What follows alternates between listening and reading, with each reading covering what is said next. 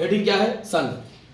ठीक है ना। हमारे यहाँ शक्ति को दो हाथों में बांटा गया है, मतलब जितना भी शक्ति होता है सबसे पहले क्या किए कि शक्ति को दो हाथ में बांट दिए। मतलब शक्ति को दो हाथ में किस में बांटे? तो एक संघ के हाथ में दिए और एक राज्य के हाथ में दिए। मतलब हमारे यहाँ दो प्रकार का इकाई है। इससे पहले भी बताए हैं कि भारत जो है हमारा एक परिसंघीय राज्य व्यवस्था है, और अगर परिसंघ राज्य व्यवस्था है भारत तो दो तरह का इकाई होगा यहाँ पे, एक संघ के रूप में और दूसरा राज्य के रूप में। और जहां तक शक्ति का सवाल रह गया ना, तो जितना भी शक्ति होता है क्या होगा? तो संघ और राज्य के बीच में विभाजित होगा। अब जहां तक शक्ति के विभाजन का बात रह गया, तो मतलब शक्ति का विभाजन होता क्या है? मतलब कौन कौन सा शक्ति जो है हमारा ये संघ और राज्य के बीच में विभाजित होता है। तो जितना भी विधायी और कार्यपालिक शक्ति है, ठीक है ना, ये मतलब हमारे यहाँ संघ और राज्य के बीच में विभाजित कर दिया गया है। अगर हम संघ के शक्ति का भी बात करें तो संघ के शक्ति को फिर से तीन हाथ में बांट दिया गया है।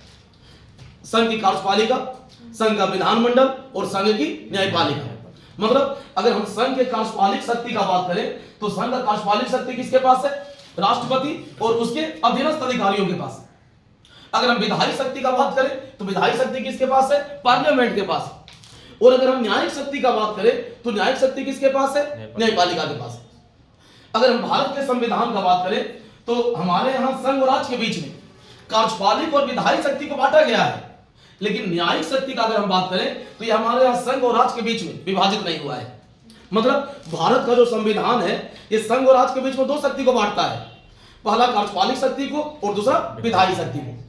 कार्यपालिक कहने का मतलब कार्य को करना, नीतियों को लागू करना, और जहां तक विधायी शक्ति का सवाल रह गया तो विधायी शक्ति का मतलब नीतियों का निर्माण करना। तो अब जहां तक सवाल रह गया कि अगर हम देखिए दुनिया के प्रत्येक संविधान में जो आधुनिक संविधान है, उस आधुनिक प्रत्येक संविधान में जो व्यवस्था होता है ये होता क्या है? तो शक्ति का विभाजन होता है, मतलब शक्ति का विकेंद्रीकरण होता है। अगर हम सारा का सारा शक्ति एक ही हाथ में दे देते तो क्या होता कि जिस व्यक्ति के हाथ में सारा शक्ति होता ना वो व्यक्ति स्वेच्छाचारी हो जाता, मतलब वो व्यक्ति तानाशाह हो जाता। और अगर व्यक्ति तानाशाह बन जाएगा, ठीक है ना, तो लोकतंत्र समाप्त हो जाएगा। और अगर लोकतंत्र को हमको बचा के रखना है तो शक्ति को एक हाथ में हमको सीमित नहीं करना है, मतलब शक्ति को अलग अलग हाथ में बांट देना है, ठीक है ना। और जब अलग अलग हाथ में बटा हुआ रहेगा तो हर कोई एक दूसरे को बैलेंस करेगा। मतलब जब भी इस तरह का परिस्थिति निर्मित होगा कि अगर कोई व्यक्ति तानाशाह बनने की ओर अग्रसर होगा तो एक दूसरा संस्था जो होगा ना ये उसको बैलेंस करने का कार्य करेगा। और अगर सारा का सारा शक्ति अगर हम एक ही हाथ में दे दें तो होगा क्या? व्यक्ति तानाशाह बन जाएगा। उस पर नियंत्रण के लिए मतलब कोई सिस्टम हमारे पास नहीं होगा, कोई तंत्र हमारे पास नहीं होगा। इसलिए जहां तक बात रह गया कि अगर लोकतंत्र को बचा के रखना है, अगर डेमोक्रेसी को बचा के रखना है तो शक्ति का अलग अलग हाथ में विभाजन करना ये आवश्यक होता है। मतलब देखिए जितना भी शक्ति है, शक्ति को सबसे पहले क्या किए? दो हाथ में बांट दिए। किसके किसके बीच में? तो संघ और राज्य के बीच में। शक्ति हो कितना तरह का सकता है? तो शक्ति में तीन तरह का हो सकता है, कार्यपालिक हो सकता है, विधायी हो सकता है, न्यायिक हो सकता है। हम संघ और राज्य के बीच जो शक्ति का बंटवारा किए ये केवल कार्यपालिक और विधायी शक्ति का किए। मतलब भारत का संविधान जो है ये संघ और राज्य के बीच में जो शक्ति का विभाजन करता है ये केवल कार्यपालिक और विधायी शक्ति का करता है। मतलब जो न्यायिक शक्ति है भारत में ये एकीकृत है। जैसे आप अमेरिका में चल के देखिएगा तो अमेरिका में संघ के लिए अलग संविधान होगा, सॉरी संघ के लिए एक अलग न्यायालय होगा और राज्य के लिए अलग न्यायालय होगा। अगर हम भारत में देखें तो हमारे यहाँ एक ही न्यायालय संघ के लिए भी है और वही न्यायालय राज्य के लिए भी है। मतलब हमारे यहाँ संघ और राज्य के लिए अलग अलग न्यायालय नहीं स्थापित किया गया है। इसलिए अगर हम कहें तो ये कह सकते हैं कि भारत के संविधान में जो न्यायपालिका है उसको संघ और राज्य के बीच विभाजित नहीं किया गया है। मतलब अगर हम भारत को देखें तो भारत में न्यायपालिका का एक सोपान बनाया गया है, ठीक है ना, जहां पे एक मजिस्ट्रेट के न्यायालय से ऊपर बढ़ते बढ़ते हम कहां तक पहुंचते हैं? सुप्रीम कोर्ट तक, मतलब सर्वोच्च न्यायालय तक, ठीक है ना। और ये जो सोपान है ये संघ और राज्य के बीच विभाजित नहीं हुआ है। तो ऐसा परिस्थिति में सबसे बड़ा चीज तो ये कि जहां तक शक्ति के विभाजन का सवाल रह गया तो प्रत्येक आधुनिक संविधान में एक विशेषता होगा कि जो शक्ति है हमारा ये अलग अलग हाथ में बांट दिया जाएगा। अगर शक्ति को एक ही हाथ में दे दे तो स्वेच्छाचारिता जन्म ले लेगा, मतलब तानाशाही जन्म ले लेगा। और ऐसा जो परिस्थिति होगा ना ये किसी भी देश के लिए हम इसको बेहतर नहीं कर सकते हैं, ठीक है ना। अगर हम डेमोक्रेसी का बात करें, अगर डेमोक्रेसी और लोकतंत्र को सुरक्षित रखना है हमको तो शक्ति को अलग अलग हाथ में बांट के रखना आवश्यक है। अगर हम बात करें पॉलिटिकल सिस्टम के तौर पर तो शक्तियों का जो विभाजन हुआ है उस शक्तियों के विभाजन का जन्मदाता मोंटेस्क्यू को माना जाता है। मतलब जो शक्ति को हम अलग अलग कैटेगरी में बांटते हैं कि शक्ति को दो हाथ में बांट दिए संघ और राज के बीच में, फिर शक्ति को अलग अलग कैटेगरी में बांट दिए, पहला कार्यपालिक, दूसरा विधायी, तीसरा न्यायिक, ठीक है ना। तो इस तरह से जो विभाजन हुआ है शक्ति का जो पृथकीकरण हुआ है, इस पृथकीकरण का जन्मदाता कौन है? मोंटेस्क्यू। अब अगर हम बात करें तो भारत के संविधान के भाग 5 में जो पहला अध्याय दिखाई देगा आपको, वो पहला अध्याय क्या है? तो संघ की कार्यपालिका, ठीक है। कि संघ की कार्यपालिका का अगर हम बात करें तो जो अनुच्छेद आपको यहां पे मिलेगा आपको, ये 52 से 78 तक, मतलब संविधान के भाग 5 में जो पहला अध्याय है आपका, वो अध्याय क्या है? संघ की कार्यपालिका, ठीक है ना। और इस अध्याय में अगर हम देखें तो आपके राष्ट्रपति और उपराष्ट्रपति के बारे में वर्णन किया गया है, ठीक है ना। अगर संविधान के अनुच्छेद 52 को पढ़िएगा तो संविधान के अनुच्छेद 52 में कहा गया है कि भारत का एक राष्ट्रपति होगा, ठीक है ना। संविधान के अनुच्छेद 53 को पढ़िएगा तो संविधान के अनुच्छेद 53 में कहा गया है कि संघ की कार्यपालिका शक्ति राष्ट्रपति में निहित होगी, ठीक है। इसी 53 का अगर हम बात करें तो 53 के खंड 2 में यह भी कहा गया है कि राष्ट्रपति तीनों सेनाओं का सर्वोच्च समादेष्टा होगा। मतलब संविधान का अनुच्छेद 52 यह कहता है कि भारत का एक राष्ट्रपति होगा, संविधान का अनुच्छेद 53 यह कहता है कि संघ की कार्यपालिका शक्ति राष्ट्रपति में निहित होगी। मतलब संघ के कार्यपालिका शक्ति का प्रमुख कौन होगा? तो भारत का राष्ट्रपति। इस 53 के ही खंड 2 का अगर हम बात करें तो इस 53 के खंड 2 में यह भी कहा गया है कि राष्ट्रपति संघ की तीनों सेनाओं का, यह संघ की सेनाओं का सर्वोच्च समादेष्टा होगा। मतलब जल सेना, थल सेना, वायु सेना, जो भी सेना है हमारे पास, उस सेना का जो सुप्रीम कमांडर है, ये सुप्रीम कमांडर कौन है? भारत का राष्ट्रपति, ठीक है। अगर संविधान के अनुच्छेद 54 को पढ़िएगा तो संविधान के अनुच्छेद 54 में राष्ट्रपति के निर्वाचन के लिए एक निर्वाचक मंडल के बारे में बताया गया है कि राष्ट्रपति का जो निर्वाचन होगा एक निर्वाचक मंडल के द्वारा होगा। इस निर्वाचक मंडल का अगर हम बात करें तो इस निर्वाचक मंडल में कौन कौन शामिल होता है? तो संसद के दोनों सदनों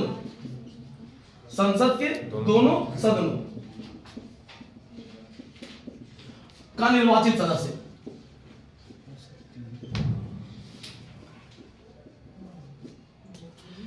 दूसरा प्रत्येक राज्य की विधानसभा,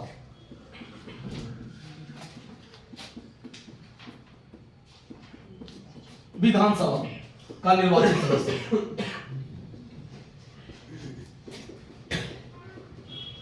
मतलब अगर हम संविधान के अनुच्छेद 54 को पढ़िएगा तो संविधान के अनुच्छेद 54 में राष्ट्रपति के निर्वाचन के लिए एक निर्वाचक मंडल के बारे में बताया गया है कि राष्ट्रपति का जो निर्वाचन होगा एक निर्वाचक मंडल के द्वारा होगा। इस निर्वाचक मंडल में कौन कौन होगा?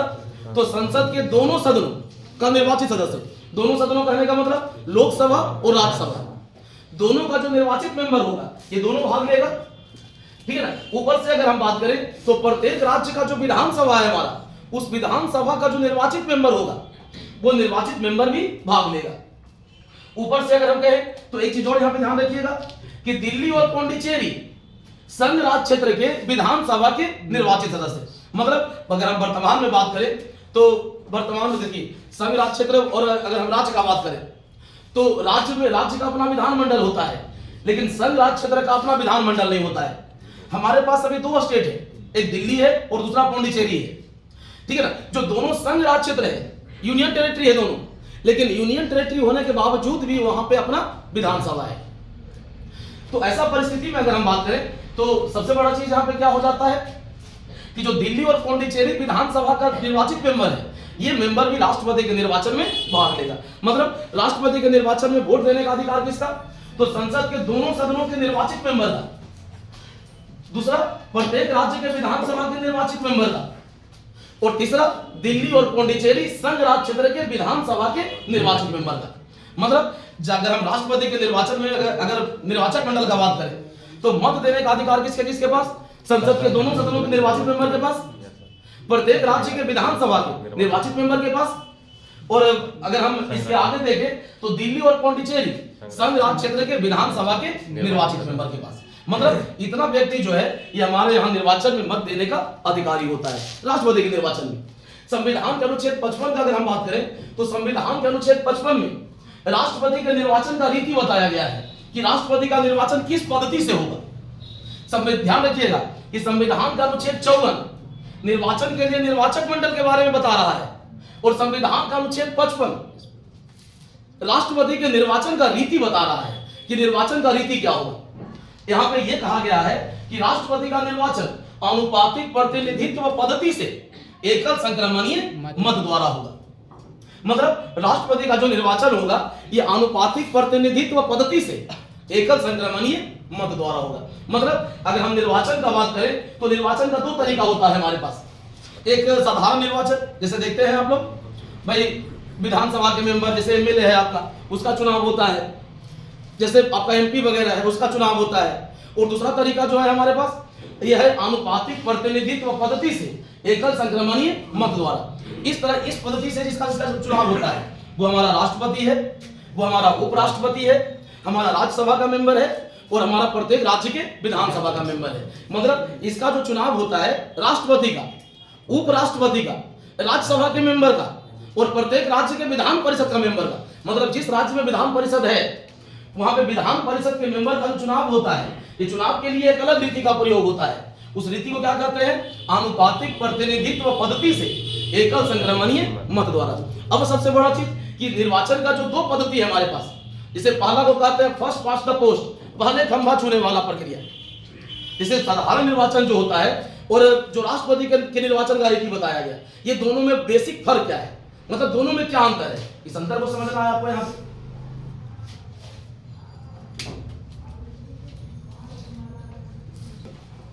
राष्ट्रपति के निर्वाचन के लिए एक निर्वाचक मंडल के बारे में बताया गया है।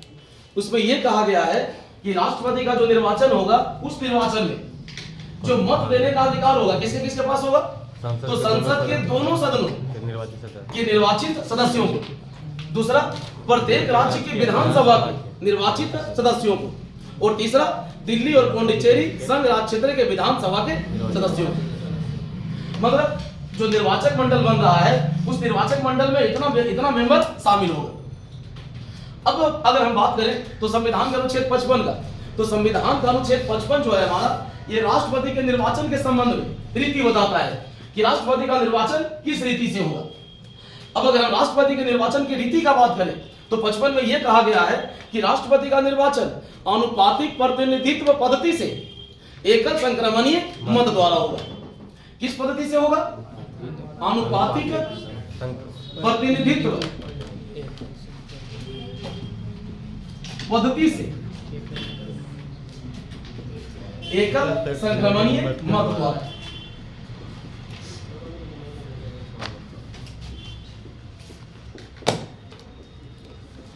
अगर हम इस रीति का बात करें, जो रीति बताया गया है आनुपातिक प्रतिनिधित्व पद्धति से एकल संक्रमणीय मत द्वारा, इस रीति से किसका किसका चुनाव होता है? राष्ट्रपति का होता है, उपराष्ट्रपति का होता है, राज्यसभा के सदस्य का होता है और विधान परिषद के सदस्य का होता है। मतलब इतना जो चुनाव होता है ये इसी पद्धति से होता है। अब सबसे बड़ा चीज कि एक साधारण जो निर्वाचन हम लोग क्या होता है उस निर्वाचन में और आनुपातिक प्रतिनिधित्व पद्धति में दोनों में बेसिक फर्क क्या है, ठीक है ना। जैसे एग्जांपल देते हैं, मान लेते हैं कि हम लोग यहाँ विधानसभा का चुनाव हो रहा है, ठीक है ना। एक निश्चित क्षेत्र का जो मतदाता है एक निश्चित विधानसभा के निर्वाचन में मत देता है ना। ऐसा कहते हैं ना कि बिहार शरीफ का जो क्षेत्र है, जो रीजन है, मतलब यहाँ तक का जो लोग होगा ना ये बिहार शरीफ के निर्वाचन में भाग लेगा, ठीक है। अगर मान लेते हैं कि हम लोग यहाँ से एमएलए का चुनाव हो रहा है, विधानसभा के मेंबर का चुनाव हो रहा है, तो एक निश्चित क्षेत्र का मेंबर ही ना एक निश्चित मेंबर को वोट देता है। अब मान लेते हैं कि हमारे यहाँ एमएलए का चुनाव है, ठीक है ना, और एक विधानसभा क्षेत्र में 5 आदमी खड़ा है चुनाव में, ठीक है ना। 5 आदमी कौन कौन है? ए है, बी है, सी है, डी है, ई है। अगर हम बात करें तो प्रत्येक व्यक्ति को निर्वाचन में खड़ा होने का अधिकार होता है। मतलब अगर हम बात करें भारत का, तो भारत क्या है? लोकतंत्र है, डेमोक्रेसी हमारे यहाँ। और डेमोक्रेसी में प्रत्येक व्यक्ति को यह अधिकार होता है कि वो जो चुनाव है हमारा उस चुनाव में भाग ले सकता है, मतलब चुनाव में प्रत्याशी के तौर पर खड़ा हो सकता है। अब अगर हम बात करें कि मान लेते हैं विधानसभा का चुनाव होना है और उस विधानसभा के चुनाव में 5 मेंबर खड़ा है। जैसे मान लेते हैं बिहार शरीफ का विधानसभा है और बिहार शरीफ के विधानसभा से 5 मेंबर खड़ा है, A B C D E. जब वोट होता है तो मान लेते हैं कि ए को 20% वोट मिलता है।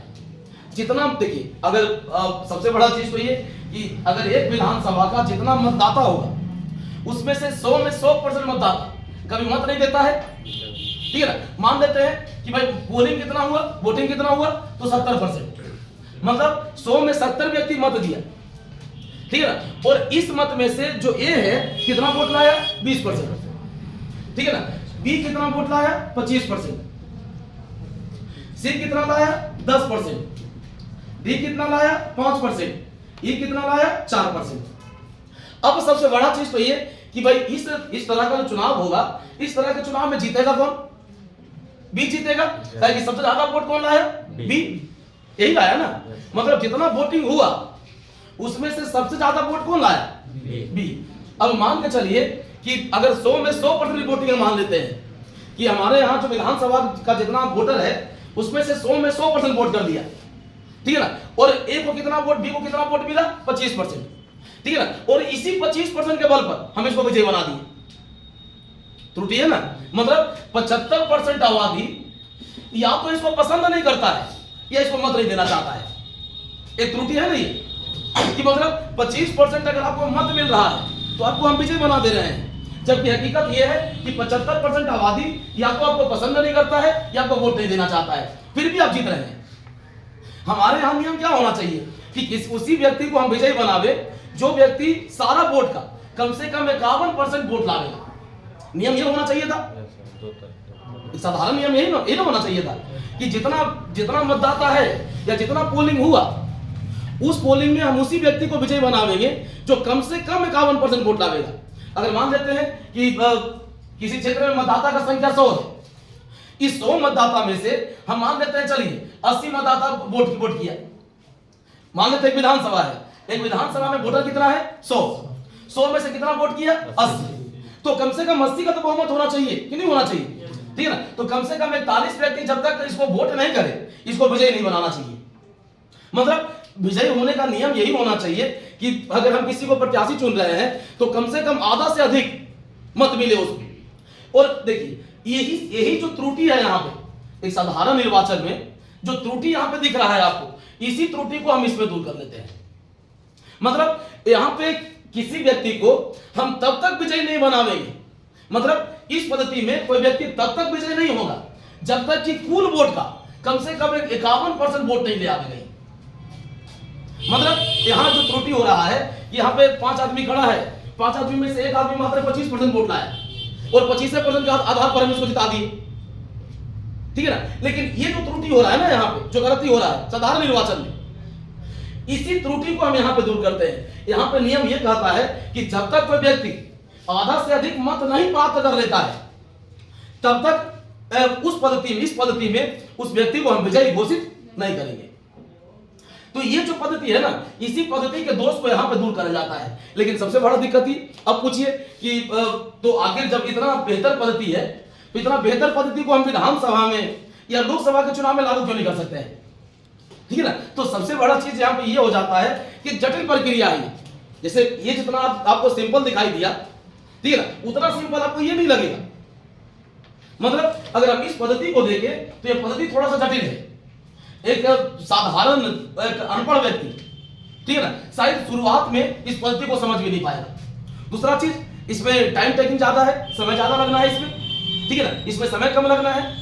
इसमें एक दिन वोटिंग हुआ, दूसरा दिन गिनती हो गया कि कौन सबसे ज्यादा वोट लाया, जो सबसे ज्यादा वोट लाया वो जीत गया, यही हुआ ना।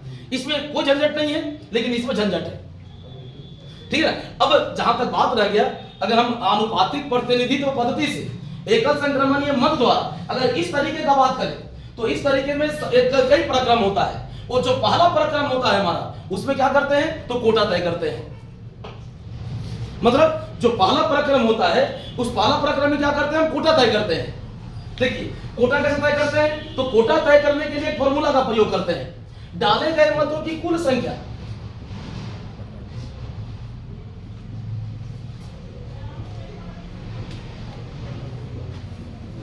बटा स्थानों की संख्या,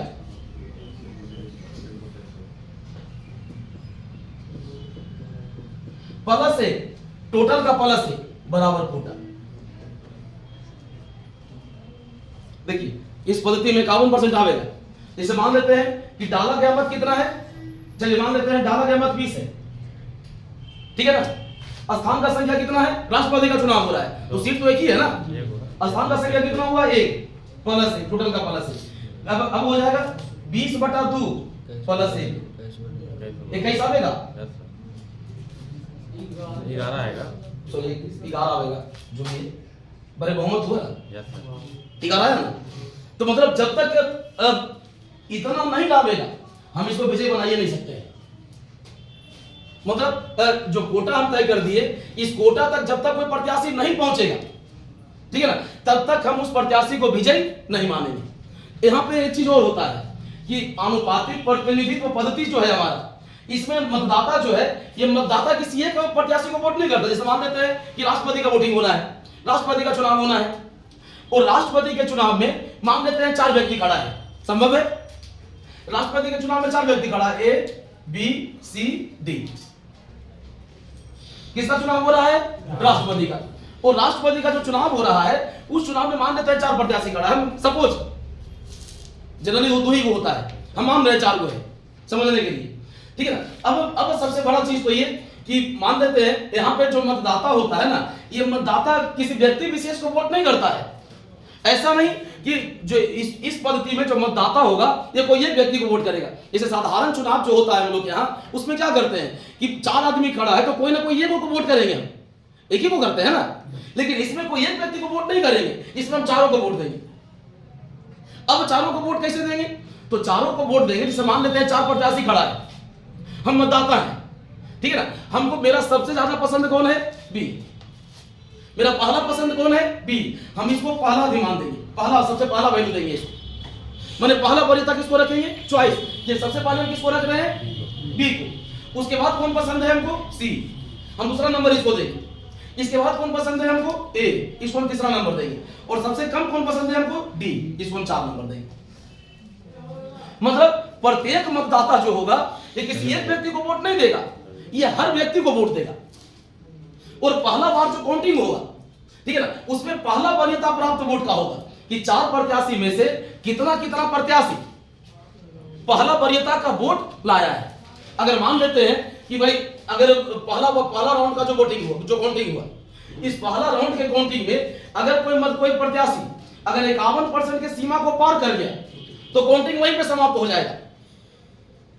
मान लेते हैं कि पहला वरीयता का जो हम गिनती किए और पहला वरीयता में क्या हुआ कि 51% की जो एक प्रत्याशी है, ये पहला वरीयता में 51% वोट प्राप्त कर लिया। अगर ये प्राप्त कर लिया तो काउंटिंग को खत्म कर देंगे। लेकिन अगर प्राप्त नहीं कर पाया, ठीक है ना, जैसे मान लेते हैं कंडीशन ये भी हो सकता है कि पहला वरीयता का हम गिनती किए, बी को कितना वोट मिला तो 30%, ए को कितना, इसको कितना वोट मिला तो 20%, इसको कितना वोट मिला तो 35%, 30 20 50 35 50, इसको कितना वोट मिला 15%, हुआ ना। 100 वोट पड़ा और 100 वोट का एवरेज है, सबसे ज्यादा वोट यहाँ पे कौन लाया, डी। माने पहला वरीयता वाला सबसे ज्यादा वोट किसको मिला, डी को। हम किसी को दे सकते हैं, मतलब मेरा मर्जी है कि हम पहला वरीयता इसको रखे, मालूम चला ही पहला वरीयता उसको रखा, मालूम चला वो पहला वरीयता उसको रखा, जो भी है। यहाँ पे सबसे ज्यादा पहला वरीयता में वोट कौन लाया, डी। अब क्या करेंगे यहाँ पे देखिए 51% की सीमा को कोई नहीं पार कर पाया, नहीं कर पाया, ठीक है ना। तो यहाँ पे अभी देखेंगे कि सबसे कम मत कौन लाया, तो सबसे कम मत लाया ये, ठीक है ना। इसको क्या करेंगे ना कि अब काउंटिंग से बाहर कर देंगे। मतलब कि जो 15% वोट लाया है, ये 15% वोट को क्या करेंगे कि बाकी तीनों में 55% बांट देंगे। और अगला राउंड का जो काउंटिंग होगा, इस काउंटिंग से इसको बाहर कर देंगे। मतलब अब इसके वोट का गिनती नहीं होगा, ठीक है ना। ये पहला बार में जो काउंटिंग किए, पहला वरीयता मत का किए, अब दूसरा बार में जो काउंटिंग करेंगे ये दूसरा वरीयता मत का करेंगे। अगर सबसे बड़ा चीज यहाँ पे पहले कितना था 35%, इसका वाला 5% मिल गया, कितना हो गया 40%, ठीक है ना। अब क्या करेंगे, दूसरा वरीयता में गिनती करेंगे कि दूसरा वरीयता में कौन कौन किसको कितना कितना वोट दिया है, ठीक है ना। अब अगर दूसरा प्रक्रिया में या दूसरा चरण में मान लेते हैं कि कोई एक व्यक्ति हो सकता है कि दूसरा चरण नहीं जीत जाए, संभव है ना, ताकि मैक्सिमम लोग दूसरा पर इसी को रखा होगा, ये भी संभव है। तो हो सकता है कि भाई ये 51% की सीमा को पार कर गया, या हो सकता है यही 51% पार कर जाए, या हो सकता है यही 51% पार कर जाए। अगर कोई 51% पार कर गया तो काउंटिंग खत्म, वो विजयी हो गया। लेकिन अगर 51% प्राप्त नहीं किया, ठीक है ना, तो फिर वही प्रक्रिया अपनाएंगे कि जो सबसे कम वोट लाया होगा उसका वोट बाकी दोनों में बांट देंगे, ठीक है ना, और उसको काउंटिंग से बाहर कर देंगे। मतलब इस प्रक्रिया को हम तब तक दोहराते रहेंगे जब तक कि कोई एक व्यक्ति 51% वोट प्राप्त ना करे।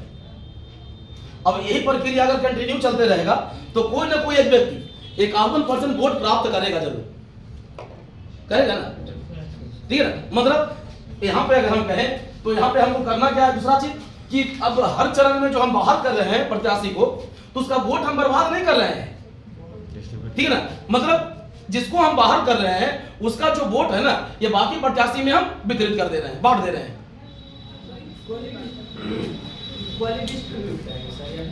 अरे इक्वली होता है, बता दो ना कि 55, बताया ना 55% होगा। सेकंड चॉइस होता है, हाँ, जैसे एक को बाहर। इस प्रक्रिया को हमको तब तक दोहराते रहना है कि जब तक कि कोई ना कोई एक प्रत्याशी 51% वोट प्राप्त न करे, ठीक है ना। और जैसे ही कोई एक प्रत्याशी 51% प्राप्त कर लेगा, ठीक है ना, काउंटिंग वहीं पे खत्म और वो आदमी जीत गया। मतलब इस साधारण चुनाव में जो हो रहा है कि 25% वोट लाया और 25% वोट पर वो आदमी जीत गया, ठीक है ना।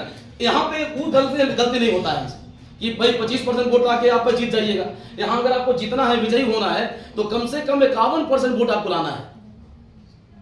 सर वो प्रक्रिया तब तक लागू रहेगा जब तक कोई किसी को 51% ना हो जाए। हाँ, तब तक दोहराते रहेंगे इसको चरणबद्ध तरीके से। दूसरा चरण में हाँ, पहला बार में पहला वरीयता का वोट का गिनती करेंगे, दूसरा बार में दूसरा वरीयता का वोट का गिनती करेंगे, और हर अगला चरण में जो पहला बार में सबसे कम वोट लाया होगा उसको बाहर कर देंगे, और ओकर जो वोट होगा बाकी तीनों में बांट देंगे। माने दूसरा चरण में जिसको छात्र उसका ज्यादा वोट है तो खत्म हो जाएगा उसका। ज्यादा वाला कहीं छटेगा, दूसरा चरण में वही छटेगा जो सबसे कम वोट होगा जिसके पास। जो छात्र पहला बार छात्र चुका है, जब पहला बार आप छटिएगा, दूसरा बार आपका गिनती ही नहीं होगा। जब आप छटिए गए तो आपका गिनती कहाँ होगा। अब हम गए कहीं पे दौड़ है, फिजिकल हो रहा है, अब हम दौड़ में बाहर हो गए, तब गोला फेंके तो नहीं जाएंगे, नहीं जाएंगे। गोलवा फेंके तो तब न जाएंगे जब दौड़वा हमारा हो जाएगा।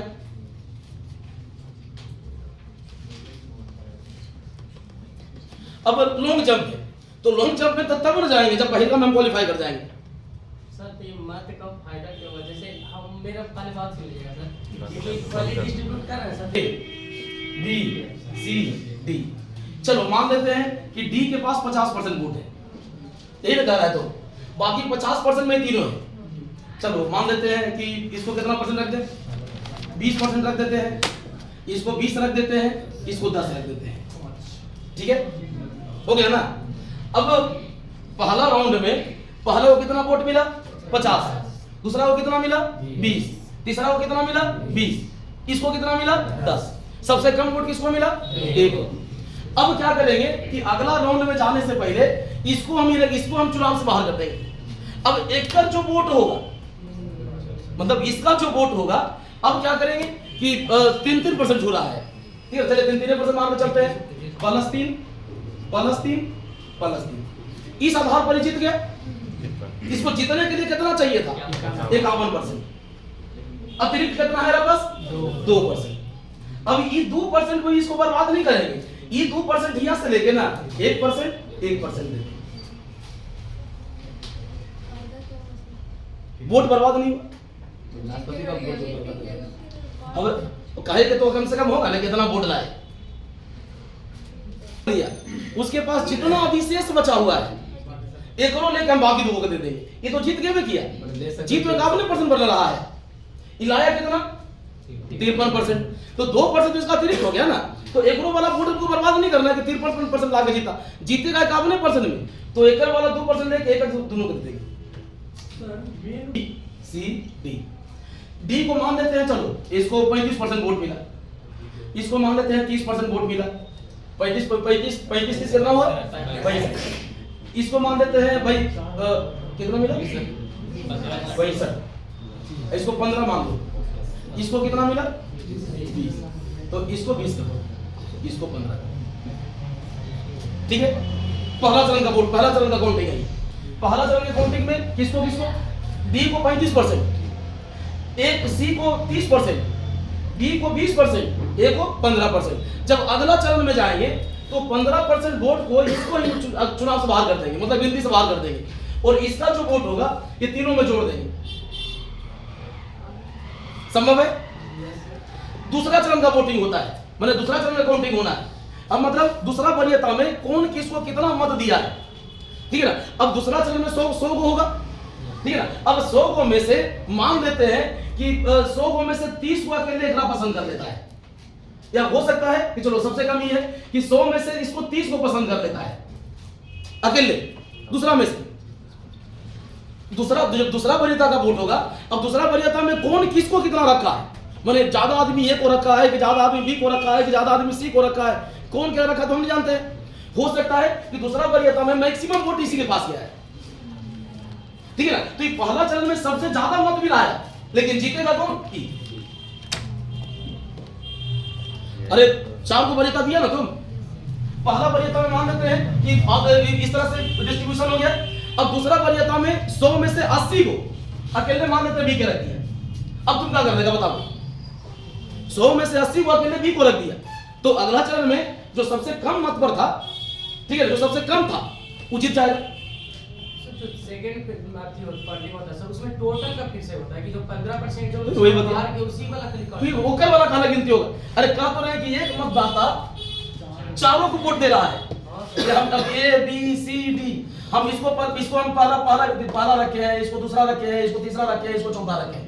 पहला बार में गिनती हुआ कि पहला में एक नंबर पे कितना आदमी केरा रखा है, दूसरा बार में गिनती होगा कि 2 नंबर पे कितना आदमी केरा रखा है, तीसरा गिनती होगा कि 3 नंबर पर कितना आदमी केरा रखा है, चौथा होगा कि 4 नंबर पे कितना आदमी केरा रखा है। तो वरीयता का गिनती होता है यहाँ, तो कहीं नहीं हो सकता है। होवे लगे तो जो सब पहला चरण में सबसे कम है, अगला चरण में मुंह जीत जाएगा। कुछ हो सकता है यहाँ पे, हो सकता है कि दूसरा नंबर पे दूसरा वरीयता में मैक्सिमम लोग ओकरे रख दिया हो, संभव है ना। पहला वरीयता के लिए ए बी सी डी, पहला वरीयता के लिए मान लेते हैं कि ज्यादातर आदमी इसको रखा, दूसरा वरीयता के लिए ज्यादातर आदमी इसको रखा, तीसरा वरीयता के लिए ज्यादातर आदमी इसको रखा, और चौथा वरीयता के लिए ज्यादातर आदमी इसको रखा। अब बताओ तो कहीं नहीं होगा, होवे ना, कुछ हो सकता है ना। या हो सकता है पहला वरीयता पर ज्यादा आदमी ये रहा, दूसरा पर ज्यादा आदमी ये रहा, और तीसरा चौथा में खाली दोनों में घोष पछ हो गए। होवे ना, तो कुछ हो सकता है, कहीं नहीं होगा। तो चीजों को आसानी से समझो ना।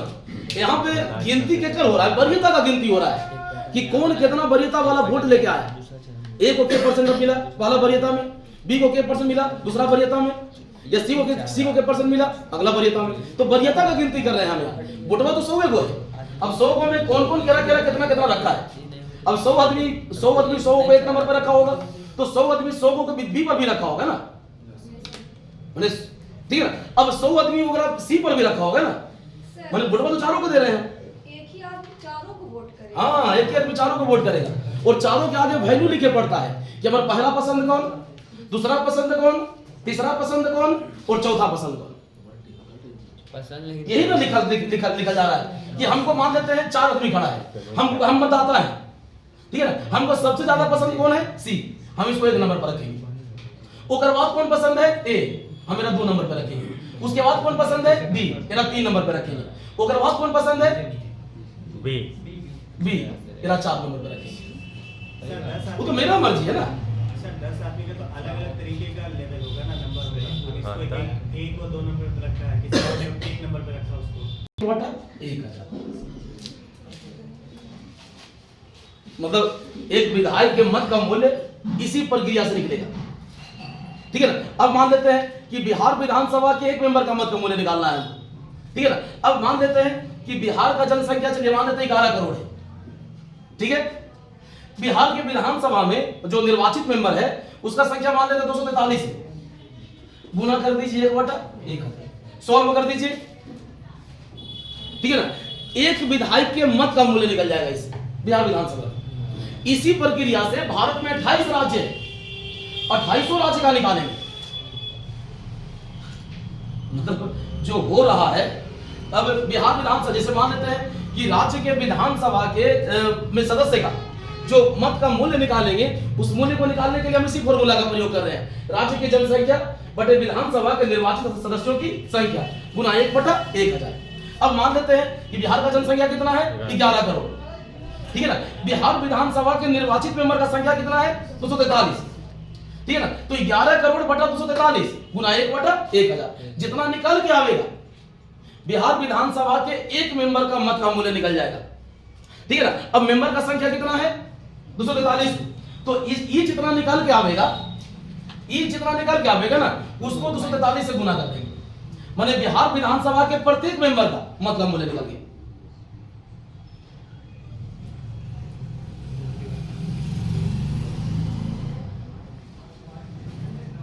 नहीं समझ में आया? Yes sir. उसके बाद भी 243 से गुना 243 मेंबर तो वो एक और ऊपर तक फॉर्मूला देखिए ना कुछ 243 से गुना करेंगे, 11 करोड़ जनसंख्या है, 243 को मेंबर है, तो फॉर्मूलों के हिसाब से लिखेंगे ना हम।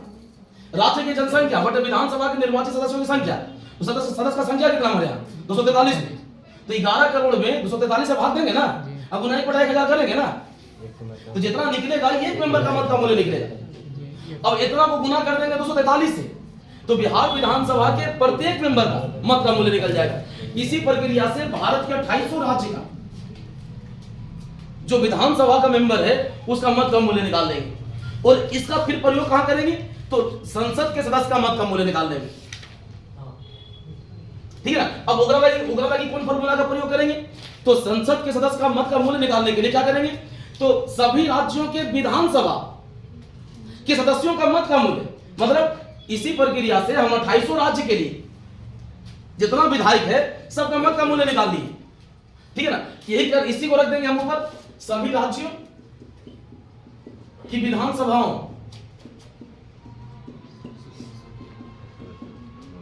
के सदस्यों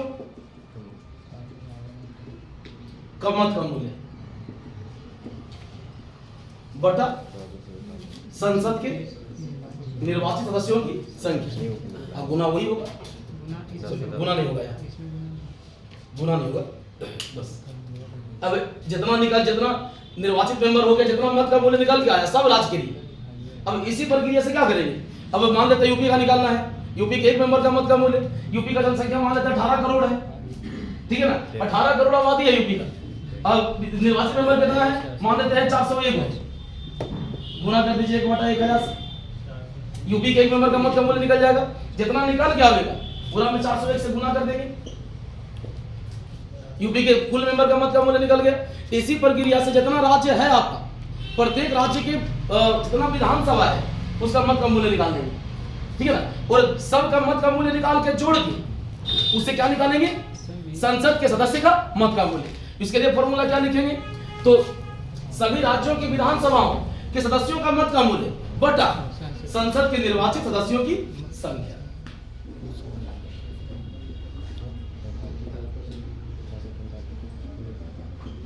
इससे इस प्रक्रिया से संसद के एक मेंबर का मत का मूल्य निकल जाएगा। अब एरा में संसद तेरा में लोकसभा राज्यसभा स्पेसिफाइड करके नहीं कह रहे हैं, इसमें लोकसभा राज्यसभा दोनों शामिल है,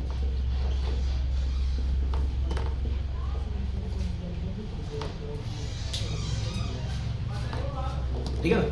दोनों को जोड़ के नीचे लिख देना है, सब राज्य का जितना निकल गया ऊपर लिख देना है, और लोकसभा का निर्वाचित मेंबर प्लस राज्यसभा का निर्वाचित मेंबर दोनों को जोड़ के नीचे लिख देना है और कैलकुलेट कर देना है, संसद के एक मेंबर का मत का मूल्य निकल जाएगा।